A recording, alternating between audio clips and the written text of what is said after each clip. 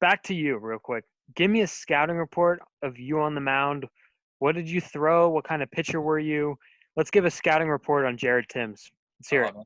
Let's go. I'll go my last year. I was, let's see, probably 79 to 82. I guess maybe every once in a while I'll bump it up a little higher, but it wasn't really in the plans. Like I said, my last year I learned a lot.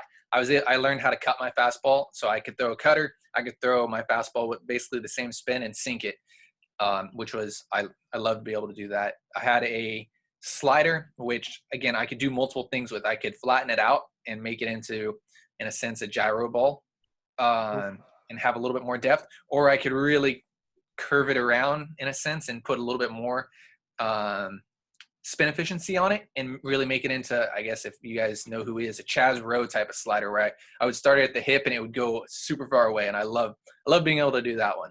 I also had a changeup that I worked with, circle change that went, away. And I was the key to my success was being able to throw those pitches at every arm angle. So I would throw it at 3/4, I would start with, I guess a low 3/4, or I could throw them all from sidearm, or I could throw them all from submarine, which it just kind of varied. Whatever I felt like throwing to that guy, I felt bad for my catcher because I would just kind of, all right, we're going with it.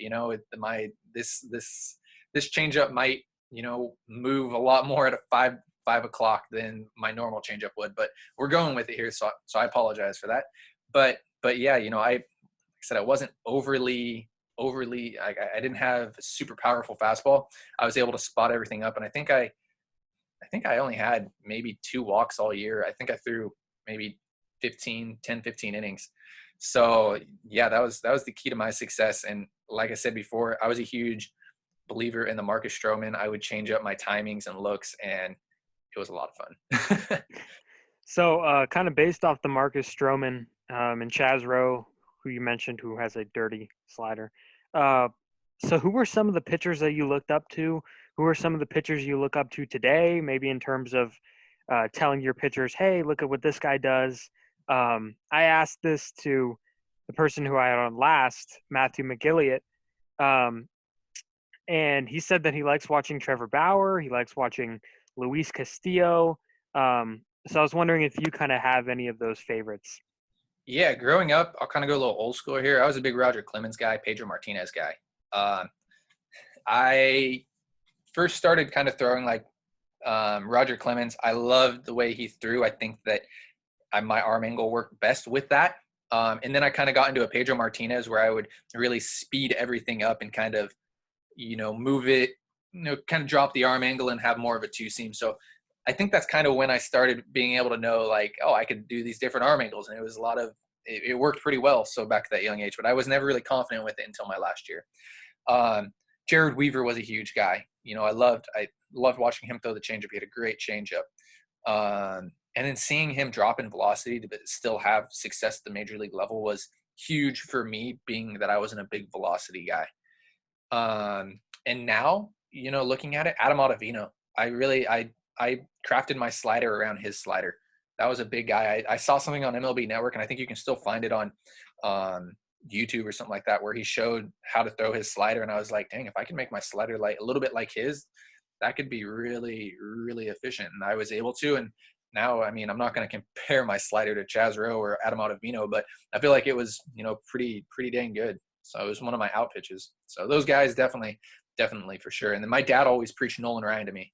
He was like, you'll be a bulldog like Nolan Ryan, go get on the bikes like Nolan Ryan did, just kind of be a bulldog up there. So Nolan Ryan was a big guy too.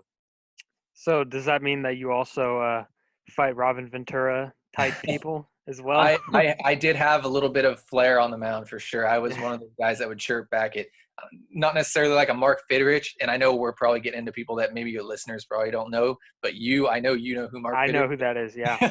Like I wasn't strange dude on the mound. Oh my goodness, I wasn't like him, but I would get up there, and that was my thing. I tried to psych guys out in a sense and like stare down and I was pretty emotional on the mound. Like I would lose kind of control of everything. Like it wasn't a bad emotion, but I would really kind of get into it. So yeah, that's I wonder how many of my listeners obviously we just started this, but I wonder how many of my listeners know who Mark Fidrich is.